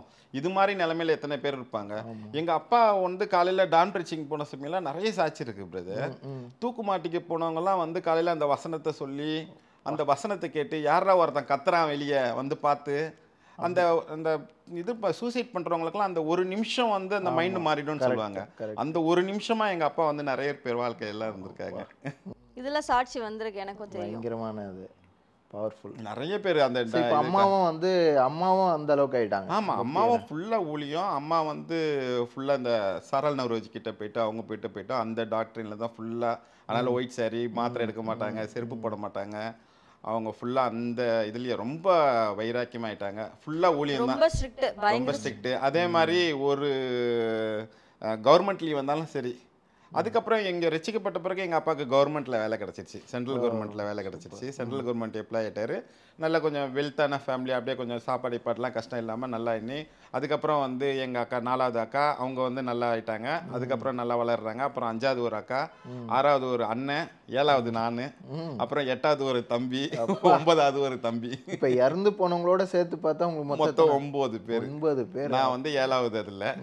இப்போ இருக்கிறதுல வந்து அந்த அக்கா 4வது அக்காவும் வந்து ஒரு 12 வயசுல வேற ஒரு சிக்னஸ்ல வந்து அவங்க இறந்துட்டாங்க. இல்லை அவங்க பிறந்ததே வந்து பிறந்தது உண்மையாகவே தேவனுடைய ஒரு சாட்சியாக நீங்கள் இருக்கணும், தேவனுடைய அற்புதத்தை உங்கள் குடும்பம் பார்க்கணுன்றதுக்காகவே கர்த்தர் அவங்களை அனுமதிச்சிருக்காரு இல்லையா? அது மாதிரி ஒரு லீவ் வந்தால் கூட சரி, எந்த ஒரு கவர்மெண்ட் ஹாலிடே வந்தாலும் சரி, எங்கள் அப்பாவுக்கு அங்கே கவர்மெண்ட் ஹாலிடே வந்துன்னா அதுக்கு முந்தின நாளே என்ன செஞ்சுருவாங்க, நைட்டு வந்து லெமன் ரைஸு, இந்த புளி சாதம் இதெல்லாம் கட்டி இந்த துணியில் கட்டி வச்சுப்பாங்க. முன்னாடி இந்த டிஃபன் பாக்ஸில் எல்லாம் கட்டிட்டு போக மாட்டோம். ஆமாம், துணியில் இந்த உண்டை கட்டி அது ஓசி உருண்டை கட்டினா சொந்த காசு உருண்டை கட்டி ஓகே அதெல்லாம் சாப்பாடுலாம் கட்டிக்கிட்டு நேராக என்ன செஞ்சிடும், அடுத்த நாள் காலையில் 4 மணிக்கெலாம். அப்போல்லாம் வண்டியில் எதுவும் கிடையாது, பஸ்ஸு பிடிச்சி போகணும். பஸ்ஸும் வந்து ரொம்ப ரேராக தான் இருக்கும் பஸ்ஸெலாம், கிராமத்துக்குலாம் போகிறது, கிராம ஊழியத்துக்கு போவோம். அப்போ வந்து நாங்கள் நிஜமாவே கிராம ஊழியம் செஞ்சோம். இப்போ இன்ஸ்டாகிராமில் ஊழியம் செய்கிறோம். காலையிலேயே போயிட்டு அங்கே போயிட்டு இந்த இந்த மோளம் எடுத்துகிட்டு போவோம், அது என்ன சொல்லுவாங்க அந்த இது, அப்புறம் டேப்ரின்னு மொரக்கல்ஸு இதெல்லாம் எடுத்துகிட்டு போயிட்டு அப்புறம் அந்த ஸ்ட்ரீட்டில் போயிட்டு பாட்டு பாடி எல்லாருக்கும் ட்ராக்ஸ் கொடுத்து அது மாதிரி கிராம ஊழியம் செஞ்சுட்டு இருப்போம். ஒரு ஹாலிடேஸ் கூட நாங்கள் நிம்மதியாக போனதோ டிவி பார்க்குறதெல்லாம் இல்லை, அதெல்லாம் சான்ஸே கிடையாது, ஃபுல்லாக ஊழியம் தான். அதெல்லாம் நினச்சி கூட பார்க்க முடியாது. இந்த 10th வரைக்கும் அது மாதிரி ஃபுல்லாக அப்பா அம்மா கண்ட்ரோலில் தான் இருந்தோம். அதுக்கப்புறம் உலகத்துக்குள்ளே போயிட்டு உலக பிரகாரம் போயிட்டு அப்படியே போயிட்டு இருந்துச்சு. அவங்களுக்கு வந்து ரகுமாரி மாதிரி, உங்களுக்கு வந்து என்ன பேர் இருந்தது? இல்லை, எனக்கு இப்போ அம்மா நாங்கள் பிறக்க செய்யுமே அவங்க வந்து கிறிஸ்டினாக இருக்கிறதுனால டேனியல் மெத்துசலான்னு தான் வச்சுருந்தாங்க. மெத்துசலா மெத்து தான் கூப்பிடுவாங்க. மெத்து கூப்பிடுவாங்க. 10th அப்புறம் ஆயிட்டார் கெத்து இல்லை, அதுக்கப்புறம் ஏரியா கெத்து இல்லை, ஏரியா கெத்து. பின்ன உலகத்துக்குள்ளே போயிட்டு அவங்க கூட சேர்ந்துட்டு அந்த வேலையை தானே செய்வோம் நம்ம பசங்க கூட. அதுவும் டீனேஜில் என்ன சுற்றுறது இத்துறது, நைட்டு 1 மணி 2 மணிக்கு தான் வீட்டுக்கு வர்றது, அது மாதிரி இருந்துச்சு. அந்த டைமில் தான் அப்படியே போயிட்டு இருக்கிற நேரம் தான் கல்யாணம் ஆச்சு. கல்யாணம் ஆன பிறகு தான் உண்மையாக நீங்கள் சொன்னீங்கல்ல, அடுத்தது உங்களுடைய தனிப்பட்ட வாழ்க்கையை வந்து வாழ ஆரம்பிக்கிறேன். ஒரு உண்மையான ஒரு பொறுப்புள்ள ஒரு வாழ்க்கைக்குள்ளே போனோம். அப்போ அந்த ஃபேமிலி பிஸ்னஸும் அவங்க நீ இல்லை தம்பிக்கு கொடுத்துரு, நீ வந்து தனியாக பார்த்துக்கோன்னு சொன்னோன்னே வேறு வழியே தெரில எனக்கு. சரின்னு ஃபஸ்ட்டு டைம் வந்து ஆட்டோ ஓட்ட போனேன். வேலை தேடி போகிறீங்க? வேலை தேடி போகிறேன், வேலை எதுவும் கிடைக்கல. ஃபஸ்ட்டு வேலை அப்போ வந்து எங்கள் அண்ணன் ஒருத்தர் வழியிலே வந்தார். வந்துட்டு ஏன்டா கஷ்டப்பட்டுட்டு இருக்கிற, உன் பொண்டாட்டியை காப்பாற்றணும், வா நம்ம ஃப்ரெண்டு ஒருத்தர் இருக்கார் காப்பாளின்னு, அவர்கிட்ட வந்து ஆட்டோ எடுத்து கொடுக்குறேன், ஆட்டோ எடுத்து ஓட்டு, டெய்லி ஒரு 100, ஆமாம் வாடகை ஆட்டோ 100 ரூபா 150 ரூபா அப்படின்னு நினைக்கிறேன். டெய்லி 80 ருபீஸ் அப்போ வாடகை கொடுக்கணும் அவருக்கு. அதுக்கு மேலே வர்றது வந்து நம்மளுக்கு 100 ரூபா 200 ரூபா வரும் நம்மளுக்கு, அது வந்து நம்ம வாடகை. நீங்கள் வந்து அதுக்கு உடனே ஓகே சொல்லிட்டீங்களா? ஏன்னா அது வரைக்கும் வந்து இது மாதிரி சொந்த பிஸ்னஸ் இருக்கு. ஃபர்ஸ்ட் கொஞ்சம் கஷ்டம் தான். இவங்க போகும்போது கூட அந்த ஆட்டோ யூனிஃபார்ம் இருக்குல்ல, அதை கூட வந்து ஒரு கவரில் போட்டு ஒளிச்சு வச்சுட்டு அப்புறம் அங்கே போய் எடுத்து போட்டுட்டு அப்படிதான் வருவாங்க. அந்த தெருவுலலாம் நீங்கள் சொன்ன மாதிரி கெத்தா நம்மலாம் இருந்துட்டு, அது ஒரு டிராவல்ஸ் ஓனராக இருந்துட்டு திடீர்னு கல்யாணம் ஆனதுக்கு அப்புறம் இப்படி ஆயிடுச்சு அப்படிங்கிறதுலாம் ஒன்று இருக்கும்ல, அது வந்து ஒரு ரொம்ப கொஞ்சம் கஷ்டமாக தான் இருந்துச்சு. ஆனால் அதுக்கப்புறம் வந்து வேற வழி இல்லை, எதுனாலுமே சரி நம்ம ஆட்டோ ஓட்டுறது வந்து கேவலமான இது கிடையாது, சாப்பாட்டுக்குன்றப்ப போய் தானே ஆகணும். ஆனால் ஃபர்ஸ்ட் ஸ்டார்டிங் வந்து கொஞ்சம் இவங்களுக்கு கொஞ்சம் அந்த ஒரு இது இருந்துச்சு, கில்டினஸ் இருந்துச்சு. ஆனா அதுக்கப்புறம் ஆட்டோ அந்த காக்கி ட்ரெஸ் போட்டுட்டு போகிறதுன்றதுக்காக நான் என்ன சொன்னேன், இங்கேருந்து ஆட்டோவில் வந்து சாதா ட்ரெஸ் போட்டுட்டு கொஞ்சம் தூரம் போய்ட்டு ஒரு 2 கிலோமீட்டர் தள்ளி அதுக்கப்புறம் வந்து யூனிஃபார்ம்லாம் மாற்றிக்கிட்டு அதுக்கப்புறம் ஆட்டோ போட்டு வைப்போம். அப்புறம் சாயங்காலம் வர சமயம் திரும்ப ட்ரெஸ் எல்லாம் மாற்றிக்கிட்டு. ஆனால் உண்மையிலேயே ஆட்டோ ஓட்டும் போதும் சரி எப்போவுமே சரி அந்த உண்மையுள்ள மனுஷன் பரிபூர்ண ஆசீர்வாதம். எங்கள் வீட்டில் ஒரு பீரோ இருக்கும், ஸ்டீல் பீரோ ஒன்று இருக்கும். அந்த பீரோவில் வந்து இருக்கிற வசனமே வந்து உண்மை உள்ள மனுஷன் பரிபூர்ண ஆசீர்வாதங்களை பெறுவான். அந்த வசனத்தை ரொம்ப நான் வந்து ரொம்ப இப்போ வரைக்குமே அந்த விஷயத்தை இவங்க நான் வந்து சில சமயத்துல பிசினஸ்ன்றப்போ கொஞ்சம் ஏதாவது புருடா விடுவோம், ஆனா இவங்க வந்து அதுல உண்மைதான். ஆட்டோ ஓட்ட சமயமே சரி அப்பவுமே சொல்லுவாங்க 40 காசு சூடு வை, 60 காசு சூடு வை, 80 காசு சூடு வைலாம் சொல்லுவாங்க. அந்த சூடு வச்சு மீட்டரு இப்போ தான் நம்மளுக்கு ஓலா இல்லைன்னு ஆயிடுச்சு, அப்போல்லாம் அந்த மீட்டர் கணக்கு தானே. அப்போ அந்த மீட்டர் போட்டு ஓட்டுற நேரம் எல்லாரும் சொல்லுவாங்க 40 காசு சூடு வச்சு ஓட்டினா தான் கட்டுப்படி ஆகும்ட்டு. நான் சொல்லுவேன் நம்மளுக்கு மீட்டரில் என்ன வருதோ அது வரட்டும், அது வந்தால் போதும் அப்படின்னு தான் ஓட்டுவேன். ஆனால் ஆண்டவர் அதுலேயும் நல்லா ஆசீர்வச்சிருந்தார் பிரதர். அதில் ஆசீர்வச்சு ஒரு ஆட்டோக்கு 2 ஆட்டோ வச்சு. இல்லை அதான் கேட்க வரேன், நீங்கள் வந்து அப்படியே சாதாரணமாக அதை டக்குன்னு போகிறீங்க, இப்போ வாடகை ஆட்டோ தான் ஓட்டிகிட்டு இருக்கீங்க. ஆமாம் ஆமாம். இந்த நிலைமை வந்து எப்படி மாறுது? இப்போ வந்து அவர் வந்து கொஞ்ச நாள் கழிச்சு ஒரு என்ன சொல்றாரு, திடீர்னு உனக்கு வண்டி இல்லை, வண்டி ரிப்பேர் ஆச்சு, நான் செலவு பண்ணுறேன், அந்த செலவுலாம் கழிச்சிட்டு இவ்வளோ செலவாச்சு 250 ரூபா செலவாச்சு அதனால் ஒரு 2-3 நாளைக்கு வந்து நான் வந்து இது கொடுக்க முடியாது, உங்களுக்கு வாடகை கொடுக்க முடியாது, அதை வந்து நான் வாடகையில் கழிச்சிக்கிறேன், அவர்கிட்ட போய் விட்டுட்டு வரேன். அடுத்த நாள் போனால் இல்லை வண்டி இல்லை, அது மாதிரிலாம் செலவுலாம் என்கிட்ட கழிக்கக்கூடாது, நீங்கள் வந்து வாடகை கொடுக்கணும், வண்டி என்ன ரிப்பேர்னாலும் நீங்கள் தான் பார்த்துக்கணுன்னாரு. எங்கள் அண்ணன்கிட்ட தான் கூப்பிட்டு வந்தார். அவர்கிட்ட கேட்டேன், என்னன்னா இது மாதிரி சொல்கிறாங்க அப்படின்னு கேட்டேன். அப்படிலாம் இல்லையடா, ஓனர் தான் செலவு பண்ணி கொடுக்கணும்னு. அவர்கிட்ட போய் கேட்டால் இல்லைங்க வண்டி இல்லை, நீங்கள் கிளம்புங்க நீங்கன்ட்டாங்க. அந்த டைமில் 2 பேருமே கண்ணு கலங்கி நிற்கிறோம். ஏன்னா நெக்ஸ்ட் வேலைக்கு என்ன இருக்குது, சாப்பாட்டுக்கு என்ன இருக்குது அப்படின்ற ஒரு நிலமை. இப்போ இவங்க வந்து சொன்னாங்க வாடகை ஆட்டோவும் இப்போ கிடைக்கல, என்ன பண்ணுறது அப்படி சொல்லும்போது, சரி ஆட்டோ தானே அப்படின்னு சொல்லிட்டு கையில் காதில் எல்லாம் கழுத்தில் இருக்கிற எல்லாத்தையும் கழட்டி கொடுத்து, சரி நான் வந்து இதை வந்து அடமானம் வைக்கிறேன், அடமானம் வச்சாலும் வந்து திருப்பி நம்ம திருப்பணும்ல, வட்டி கட்டணும், அதுக்கு தேவையே இல்லை, நகையே வேணாம், நீங்கள் விற்றுருங்க காசு. திருப்பி கட்டுறதுக்கு நம்மளுக்கு காசு வராது எப்படியும், என்ன நம்ம வயிற்றுக்கும் நம்ம சாப்பிட்றது வந்து கைக்கும் வாய்க்கும் கரெக்டாக. ஆட்டோ ஓட்டி வருமானத்தில் நகையை திருப்புறது சான்ஸே கிடையாது, அதனால் விற்றுருங்க. எப்படி உங்களுக்கு அப்படி ஒரு மனசு வந்தது? லேடிஸோட மென்டாலிட்டி இல்லை இவங்க ஆட்டோ இவங்க எப்பவுமே உண்மையாக தான் இருப்பாங்க, எனக்கு அது நல்லா தெரியும். எதுலேயுமே சரி, யார்கிட்டையுமே சரி, அதில் நஷ்டம் வந்தால் கூட சரி, அது உண்மையாக தான் இருப்பாங்க. ஆனால் இவங்க கரெக்டாக அந்த கணக்கு கொடுக்கும்போது இவங்ககிட்டே அவங்க அப்படி பண்ணும்போது எனக்கு ரொம்ப மனசு கஷ்டமாயிடுச்சு. இவங்களுக்கு ஆட்டோ கிடைக்கல இல்லை அப்படின்னு சொன்ன உடனே சரி ஆட்டோ அந்த டைமில் இவங்களுக்கு வாங்கணும் அப்படின்ற ஒரு முடிவு வந்து நகையை விட செகண்ட் ஹேண்ட் ஆட்டோ தான் வாங்கணும். டியூ போட்டு ஒரு பழைய ஆட்டோ செகண்ட் ஹேண்ட் ஆட்டோ வாங்கி அதுக்கப்புறம் ஓட்ட ஆரம்பித்தோம். அதில் வந்து நம்ம என்ன கிடைக்குதோ வருமானம், என்ன அந்த சூடுகிட்டுலாம் வைக்காமல் அப்படியே ஓட்டிக்கிட்டு அப்படியே ஓரளவுக்கு அப்படியே எனக்கு சரியாக இந்த லைன்லாம் எப்படி பேசணும் அதெல்லாம் கூட எனக்கு தெரியாது. ஆனாலும் ஆண்டவர் அதில் ஆசீர்வாதி கொடுக்கும். ஆட்டோ ஓட்டுநராக இருந்து ஓனராக மாறிட்டேன். அதுக்கப்புறம் வந்து 2வது ஆட்டோ போட்டோம். எனக்கு இந்த டிராவல்ஸ் பிஸ்னஸ் விட்டுட்டுமே இந்த டிராவல்ஸ் தான் நம்ம வைக்கணும்ன்ட்டு ரொம்ப ஆசையாக இருந்துச்சு. ஆட்டோலாம் வந்து இந்த ஒரு இது நம்மளுக்கு ஒரு வருமானம் வரணுன்றதுக்காக. அதனால் அப்புறம் 2 ஆட்டோ வந்தோம்னா 2 ஆட்டோவையும் அப்புறம் விற்றுட்டு ஒரு குவாலிஸ் கார் ஒன்று போட்டு டிராவல்ஸ் ஒன்று தொடங்கிட்டோம். அப்புறம் இன்னோவா படிப்படியாக வளர்ந்து இன்னோவா குவாலிஸு, அப்புறம் வந்து நிறைய அட்டாச்மெண்ட் வண்டிலாம் எடுத்து போட்டோம். ஒரு 10-15 அட்டாச் வண்டி, அதாவது உங்கள் வண்டி இருக்கும், நீங்கள் வந்து எனக்கு டிராவல்ஸில் வந்து கொடுத்துருவீங்க, நான் உங்களுக்கு மாதம் ஆனால் உங்களுக்கு வந்து ஒரு அமௌண்ட் வந்து அந்த வண்டிக்குன்னு கொடுத்துருவோம். அந்த மாதிரி ஒரு 10 வண்டி வச்சு டிராவல்ஸ் வச்சு நம்ம பழைய நிலைமைக்கு வந்துட்டோம். அதெல்லாம் கர்த்தர் தான், நம்ம கிட்ட ஒண்ணுமே இல்லை, அதுவும் உண்மையா இருந்தாங்க. அதை கர்த்தர் அதே மாதிரி நகை வைக்க வேண்டாம், அடகு வைக்க வேண்டாம், வித்துடலாம் அப்படிங்கிற ஸ்டெப் எடுக்கிறதா இருந்தாலும் சரி, இல்லைன்னா நம்ம திரும்ப என்ன பண்ணியிருப்போம்னா அந்த நகையை ஃபோக்கஸ் பண்ணி ஓடி இருக்கோம், நம்மளோட உழைப்பு எல்லாமே அது வட்டிக்கு போயிருக்கும். கரெக்ட். ஸோ அந்த மாதிரி ஏற்ற காலங்களில் உங்களுக்கு சரியான ஞானத்தை கொடுத்து ஆண்டவர் வந்து உயர்த்தி அது எல்லாமே அப்படியே வந்துட்டீங்க. குவாலிஸ் இன்னோவான்ட்டு பிள்ளைங்களும் பிறந்துட்டாங்க. ஆமாம், 2 பிள்ளைங்க. அப்போ ஷர்லி வந்து ஃபர்ஸ்ட் 2001 ஜூலை 9th பிறந்தா. ஆக்சுவலாக எனக்கு வந்து நம்ம வந்து தமிழ் மீடியம் படித்தோம், பிள்ளைங்களெல்லாம் வந்து ஏதாவது ஒரு கான்வென்ட்டில் சேர்க்கணும் அப்படின்னு எனக்கு ஒரு ஆசை. சரி ஓகே அப்படின்ட்டு இங்கே பக்கத்துலேயே ஒரு கான்வென்ட் ஸ்கூலுக்கு போயிட்டு ஃபீஸ் எல்லாம் எவ்வளோன்னு கேட்டு கம்மி பண்ண முடியுமானா கம்மியெல்லாம் பண்ண முடியாதுன்னு சொல்லிட்டாங்க. ஆனால் நான் ஃபீஸ் பே பண்ணுறதுக்கு நிற்கிறேன். அப்போ வந்து திருப்பியும் வந்து செயின்லாம் கொடுத்து தான் அந்த ஒரு டைமில் நாங்கள் ஃபீஸ் பே பண்ணி பிள்ளைங்க படிக்க வைக்கிறோம். ஆனால் இப்போ வந்து ஆண்டவர் வந்து எங்ககிட்ட வேலை செய்கிறவங்க பிள்ளைங்களுக்கு ஃபீஸ் கட்டுற அளவுக்கு எங்களை ஆசீர்வதிச்சிருக்காங்க. ஏன்னா இப்போ அவங்களும் கான்வென்ட்டில் தான் படிக்க வச்சுருக்காங்க. ஏன்னா அந்த அளவுக்கு கர்த்தர், ஏன்னா நம்ம படுற கஷ்டம் நம்மளுக்கு தெரியும் இல்லையா எப்படின்னு சொல்லி, அதனால் அது வந்து கர்த்தரோட கிருபை தான். அது மாதிரி உங்களுடைய வாழ்க்கையை பார்க்கும்போது அண்ணனோட வாழ்க்கையை பார்க்கும்போது ஒரே மாதிரி வந்து கர்த்தர் வந்து கிரியேட் பண்ணியிருக்காரு. உங்கள் லைஃப்பில் வந்து பூபதி ஆண்டி, அக்காதே அது.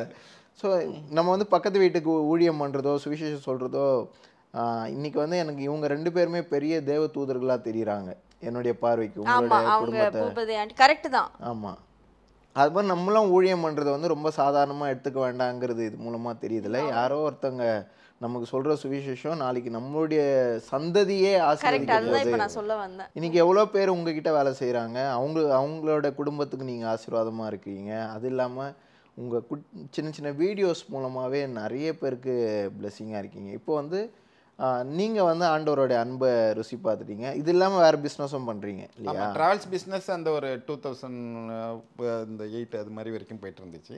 அதுக்கப்புறம் வந்து ஆண்டவர் வந்து இன்னொரு ஞானத்தை கொடுத்தாரு. நீங்கள் வந்து ஒரு கம்பெனி ஆரம்பிக்கலாம், ஒரு சின்னதாக ஒரு கம்பெனி ஆரம்பிக்கலாம்னாங்க.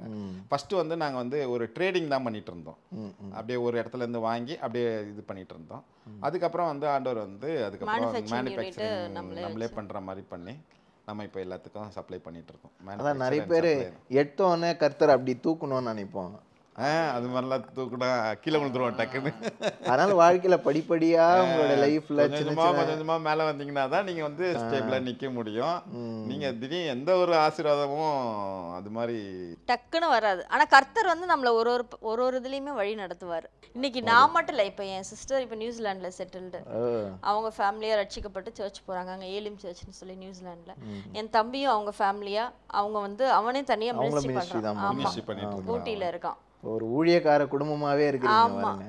அந்த பூபதி ஆண்டி செஞ்ச ஊழியம் வந்து நீங்க வந்து ஒருத்தரை வந்து பண்ணது அந்த ஃபேமிலி சந்ததியில கண்டினியூ ஆகுது. உங்களுடைய ஃபேமிலிலயும் எல்லாரும்? ஆமா, இப்போ எங்க அக்கா வந்து ஒரு பாஸ்டர் தான் கட்டி கொடுத்துருக்காங்க. எங்க அண்ணன் வந்து ஊழியம் செஞ்ச பாஸ்டரா தான் இருக்காரு. நம்ம வந்து பிசினஸ் பண்ணிக்கிட்டே வந்து கிராம ஊழியம் செஞ்சுட்டு இருக்கோம். இன்ஸ்டாகிராம் ஊழியம் செஞ்சுட்டு இருக்கிறோம். எங்க அம்மா அப்பா செஞ்ச மாதிரி கிராமத்துல போயில இன்னைக்கு ஊழியம் செய்ய முடியல. ஆமா, இல்ல இன்னைக்கு வந்து அதை விட இது வந்து ரொம்ப நீடன்னு நினைக்கிறேன். ஆமா, இன்னைக்கு இருக்கிறது வந்து மீடியா தானே பிரதர். மீடியா தான்.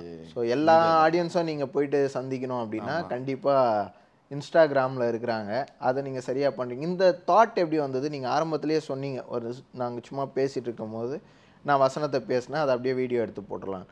அதை அப்படியே கண்டினியூ பண்ணணும்னு எப்படி தோணுச்சு? ஏதாவது வந்து அதில் சாட்சி வந்ததா? இல்லை எதனால வந்து அதை கண்டினியூ பண்ணணும்னு உங்களுக்கு தோணுச்சு? அது வந்து மற்றவங்க வந்து சொல்கிறது வந்து அந்த கமெண்ட்ஸில் நேரில் பார்க்குற நேரம் உங்களுடைய வசனம், நீங்கள் சொல்கிற வந்து வசனம் வந்து எனக்கு வந்து இந்த அந்த சுச்சுவேஷனில் வந்து எனக்கு ரொம்ப யூஸ்ஃபுல்லாக இருந்துச்சு. நான் ரொம்ப துவண்டு போயிட்டு இருந்தேன்.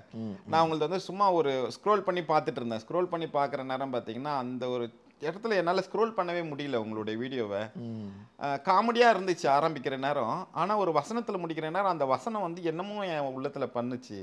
அது மாதிரி நிறைய பேர் சொல்ல எங்களுக்கு வந்து சரி ஓகே நம்ம பண்ணலாம், இது ஒரு ஊழியம் ஆண்டவர் கனப்படுத்துவார். இது நம்ம வந்து சர்ச்சில் போயிட்டு நம்மளால் பிரசங்கம் கொடுக்க முடியல, நம்மளால் வந்து ஒரு ட்ராக்ஸ் கொடுத்து நம்மளால் ஊழியம் செய்ய முடியலன்னா கூட சரி இதுவும் நம்ம ஒரு ஊழியமாக செய்யலான்ட்டு கிடைக்கிற டைமில் நம்ம பிஸ்னஸ் டைம் போக மீதி நேரத்தில் வந்து உட்காந்து செஞ்சுட்டு இருக்கோம். ஆனால் சிலதெல்லாம் வந்து நல்லாவே இருக்காது, வியூஸே போகாது, மொக்கையாக இருக்கே அப்படின்னு நினைப்போம். ஆனால் அது பார்த்தா மில்லியன்ஸில் போயிடும். நல்லா இருக்கு, இது சூப்பராக இருக்கும், இது கண்டிப்பாக போகும் அப்படின்னு நினச்சா அது வந்து போகவே போகாது. அது எதனாலன்னு என்னால் கண்டுபிடிக்க முடியலன்னா கர்த்தரை தான் சொல்கிறார், உன்னுடைய நினைவுகள் என்னுடைய நினைவுகள் அல்ல. அவர் வந்து எதுனா அவர் கொண்டு போகிறது தான். இது போகும், நல்லா இருக்கிறது போக மாட்டேங்குது.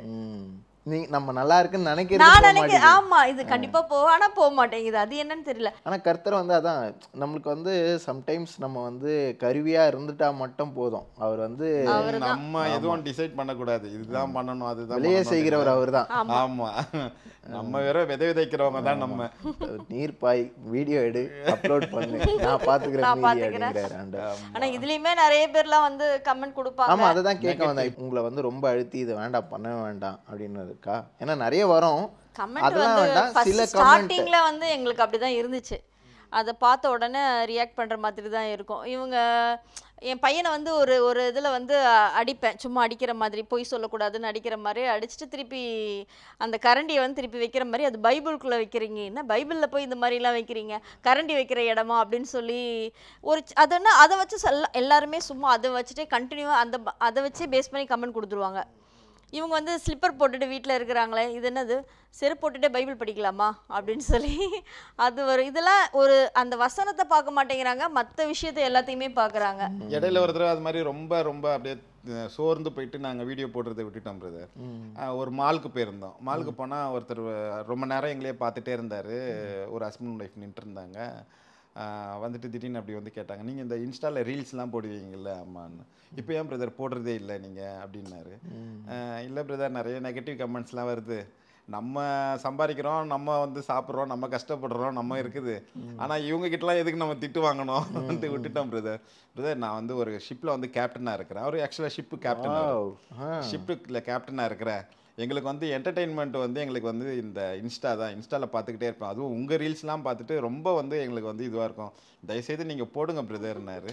எங்களுக்கு அது ரொம்ப ஒரு பூஸ்டாக இருந்துச்சு. அது சரி, நம்மளது என்ன கடல் தாண்டிலாம் பார்க்குறாங்களா, நம்மள கண்ணன் தாண்டி கடல் தாண்டிலாம் பார்க்குறாங்களான்றதுக்காக அதெல்லாம் எங்களுக்கு ஒரு பெரிய ஒரு இது. கர்த்தருக்காக நம்ம எடுத்து வைக்கிற ஒரு முயற்சி கூட வீணான முயற்சி கிடையாது. அது எங்கேயோ அவர் யாருக்கோ என்ன செய்யணும்னு கண்டிப்பா நினைக்கிறாரோ அதை நம்மளை வச்சு செஞ்சிருவாரு. அது ஊழியம் பண்ணிட்டு தான் இருக்கிறார் ஆண்டவர் அப்படின்னு சொல்லி. காகம்லாம் வந்து வேஸ்டான பொருள் கூட விடாத ஒரு காகத்தை கொண்டு கூட ஆண்டவர் போயிட்டு ஒரு ஒரு தீர்க்கதரிசியை போஷிக்கிற அளவுக்கு காகத்தையே வச்சிருக்காருன்னா நம்ம எல்லாட்டி காகம் எடுத்துட்டு தான் போகும். எடுத்துட்டு தான் போவோம். அங்க போயிட்டு போஜனத்தை கொடுக்குது அது அப்படிங்கிற கர்த்தரால தான் முடியும். கர்த்தரால் தான் முடியும். அந்த மாதிரி நம்ம வந்து ஒரு மெசஞ்சரா இருந்துட்டு போயிடணுங்கிறது. அதை வந்து நீங்க ரொம்ப சரியாவே அப்ப பண்றீங்க. காக்கான்னு சொல்றீங்களா? இல்ல கழுகுன்னு சொல்றேன். காக்காவோ கழுகுன்றது முக்கியம் இல்லை, செய்யற வேலை தான் அது முக்கியம். கரெக்ட் தான். அந்த மாதிரி வந்து நீங்க வந்து இருக்கிற பிஸ்னஸ்ல ஃபேமிலியில வந்து 3 பிள்ளைங்களை படிக்க வைக்கணுன்றது சாதாரணமாக ஒரு சராசரியான ஒரு குடும்பம் அவங்களுடைய இயல்பு வாழ்க்கையை ஆஃபீஸ் போயிட்டு வந்து அவங்களுடைய குடும்பத்தை பார்க்குறன்றதே வந்து பயங்கர பிஸியான இந்த உலகத்தில். உண்மையாகவே பிஸியாக இருக்கீங்க. எத்தனை பிஸ்னஸை பார்த்துக்கிறீங்க, அவ்வளோ காரியங்கள் இருக்கும் பிஸ்னஸில். அது இல்லாமல் 3 பிள்ளைங்களை படிக்க வைக்கிறீங்க. இவ்வளோ பேர் உங்ககிட்ட வேலை பார்க்குறாங்க, அதையும் பார்த்துக்கிட்டு இந்த மாதிரி வீடியோஸ் மூலமாக என்டர்டெயின்மெண்ட் பண்ணுறதை மிஸ் பண்ணவே இல்லை நீங்கள். அப்படியே சரி நம்மளை ஊழியமாக அக்செப்ட் பண்ணுறாங்க அப்படின்ட்டு நீங்கள் வந்து உங்களுடைய தோரணையும் மாற்றலை, நீங்கள் பேசுகிற ஸ்லாங்ஸ் மாற்றலை. உங்களுக்கு என்ன வருமோ அந்த காரியத்தின் மூலமாய் ஒவ்வொரு நாளும் ஒவ்வொரு வீடியோ மூலமாக எத்தனையோ லட்சங்கள் மில்லியன்ஸை வந்து நீங்கள் ரீச் பண்ணிகிட்டே இருக்கிறீங்க.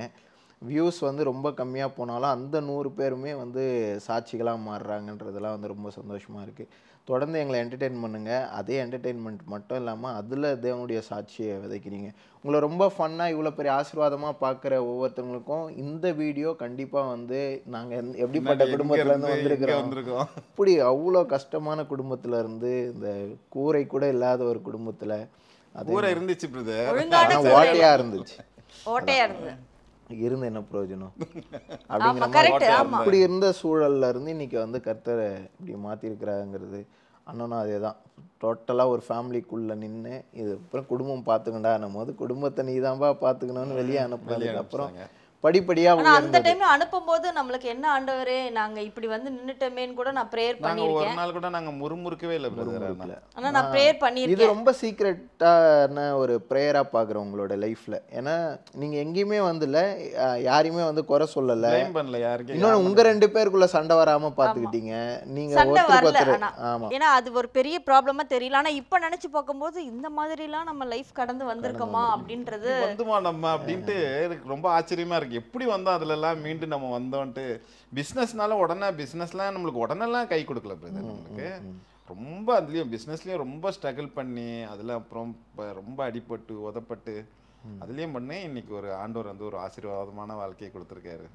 உங்கள் லைஃப்பை பார்க்கும் போதுலக்கா நிறைய பேருக்கு வந்து உண்மையாகவே ஆண்டவர் வந்து இந்த சாட்சி மூலமாக அவங்கள தேற்றுவார்னு நினைக்கிறேன். ஏன்னா நிறைய குடும்பங்கள் இப்போ இனிஷியலி கல்யாணம் ஆகி நிறைய இதே மாதிரி ஸ்ட்ரகிள் நம்ம எப்படி குடும்பத்தை நடத்த போகிறோன்னு இருக்கிறவங்களுக்குலாம் வந்து உண்மையாகவே பயங்கரமான காரியமாக இருக்கும். இந்த ஸ்டேட்மெண்ட்டில் நீங்கள் யாருக்காவது நன்றி சொல்லணும் இல்லை ஏதாவது ஒரு காரியத்தை பகிர்ந்துக்கணும்னு ஏதாவது இருக்கா? நன்றினா நம்ம ஒரு நேரத்துலையும் ஒரு எங்கள் அம்மா கூட சரி அன்னைக்கு அவர் ஆட்டோ கொடுக்காதவர் அவருக்கும் ஒரு நன்றி சொல்லணும். ஆனா ஒண்ணுமே இல்லாதப்ப சாப்பாட்டுக்கே கஷ்டப்படும் போது இவங்க அண்ணன் தான் வந்து எங்களுக்கு ஒரு ரூட் காமிச்சாங்க. இன்னைக்கு அவங்க பாஸ்டரா இருக்காங்க. ஸோ அவங்களும் ஒரு லைஃப்லையும் ஒருத்தர் கண்டிப்பா ஆண்டவர் வந்து நம்மளுக்கு அனுப்பியிருக்காரு. நான் இப்போ ஒன்று கேட்குறேன், நீங்க எதை வச்சு எங்களுது வந்து நீங்க எங்களை வந்து சூஸ் பண்ணீங்க? ஆக்சுவலாக நீங்களோட அந்த ஆதாரம் இது எல்லாமே நான் பார்த்தேன், ரொம்ப நல்லா இருந்துச்சு, எல்லாமே ரொம்ப யூஸ்ஃபுல்லாக இருந்துச்சு எனக்கே பார்க்கும்போது. ஸோ இவ்வளோ நல்லா இதில் எப்படி நம்மளை சூஸ் பண்ணாங்க ஐயோ அப்படின்னு நினச்சேன் நான்.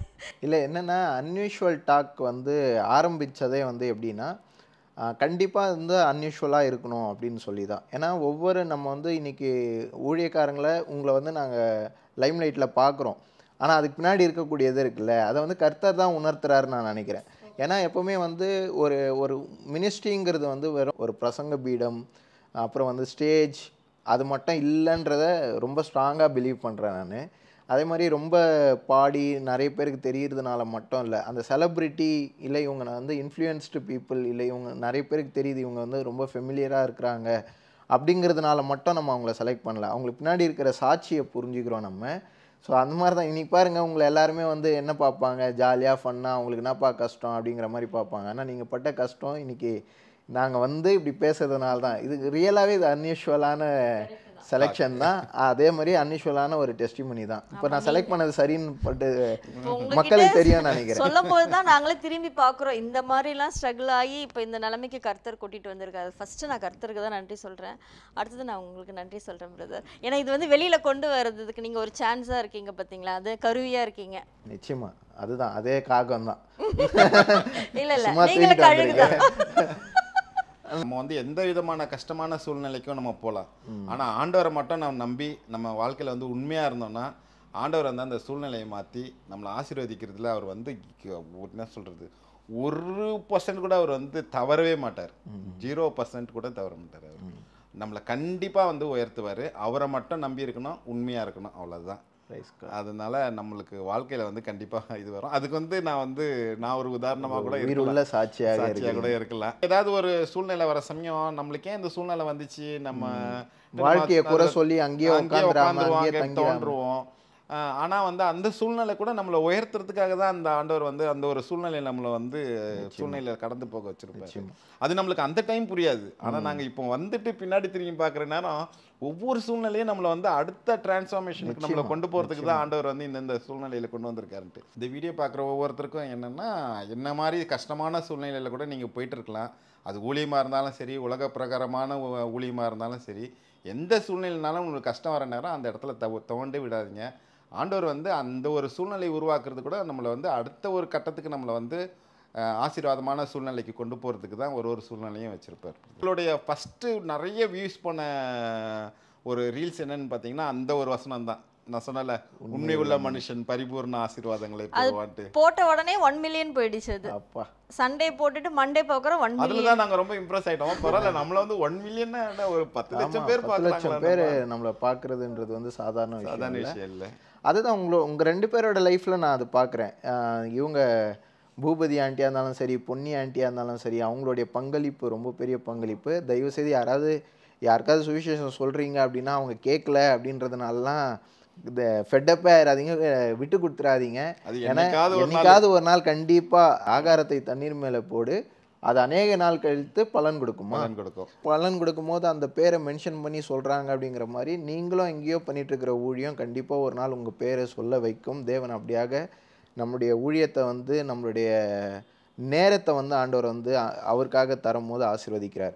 அதே நேரத்தில் இவங்க 2 பேரோட ஃபேமிலியில் ரொம்ப ரொம்ப கஷ்டமான சூழல்கள் நிறைய இடங்கள்ல இருந்து அந்த இடத்துலையே இவங்க உட்காந்துடாமல் விசுவாசத்தை பிடிச்சிக்கிட்டு உண்மை அப்படிங்கிற ஒரு அடையாளத்தை க்ரியேட் பண்ணியே இன்றைக்கி வந்து இவ்வளோ தூரம் உயர்ந்து வந்திருக்கிறாங்க. நிறைய பேருக்கு அதே நன்றி கடனோடு கூட அவங்களோட லைஃப்பில் ஆண்டவரை எங்கெங்கெல்லாம் எக்ஸ்பீரியன்ஸ் பண்ணாங்களோ அதை வந்து ஒவ்வொரு நாளும் நமக்கு வந்து வீடியோஸ் மூலமாக ஷேர் பண்ணிகிட்டே இருக்கிறாங்க. அப்படிங்கிறது வந்து உங்கள் டெஸ்டிமனியில் ரொம்ப ஸ்ட்ராங்காக தெரியுது. திரும்பவும் வந்து நீங்கள் வந்து கேட்காதீங்க எங்களை ஏன் பிரதர் செலக்ட் பண்ணீங்கன்னு. ஏன்னா இவ்வளோ பெரிய சாட்சிகள் இது போகாமலேயே இருந்திருக்கும் மேபி. ஸோ கர்த்தர் வந்து இந்த ஆதாரத்தை வந்து இதுக்காக பயன்படுத்தினாங்கிறதுல வந்து உங்களை ஒரு ஆதாரமாக பயன்படுத்தியிருக்காரு. நாங்கள் ரொம்ப சந்தோஷப்படுறோம், பெருமைப்படுறோம். உங்களை தொடர்ந்து ஆண்டவர் வந்து அநேகருக்கு ஆசீர்வாதமாக பயன்படுத்தணும்னு நாங்கள் ப்ரே பண்ணிக்கிறோம். Thank you so much. தேங்க்யூ.